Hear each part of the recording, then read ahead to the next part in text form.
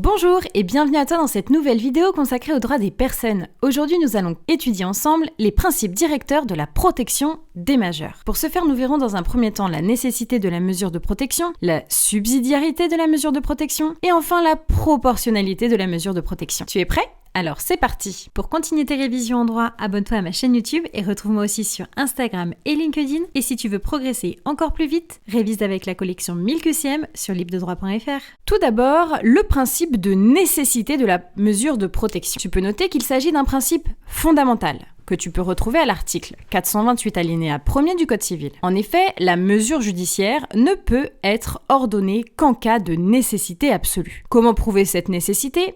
Par certificat médical circonstancié qui atteste l'altération des facultés mentales de la personne. Articles 425 et 431 du Code civil. Alors, quelles sont les conséquences en pratique ? Le principe de nécessité de la mesure de protection s'applique au niveau de la durée de la mesure qui va être strictement limitée dans le temps, et également la possibilité pour le juge d'y mettre fin, de la modifier, ou encore de la remplacer à tout moment. À présent, le principe de subsidiarité de la mesure de protection. C'est un principe que tu peux retrouver à l'article 428 du Code civil. La protection judiciaire ne peut être ordonnée que si aucune autre solution ne peut permettre de protéger la personne. Il existe des solutions alternatives qui doivent être donc examinées avant. Par exemple, les règles du mariage, mandat entre époux, habilitation judiciaire, autorisation d'agir seul, comme le prévoient les articles 217 et 219 du Code civil. Le juge regarde également le mandat de protection future, article 477 du Code civil, et également les autres dispositifs de représentation ou mesures moins contraignantes. À présent,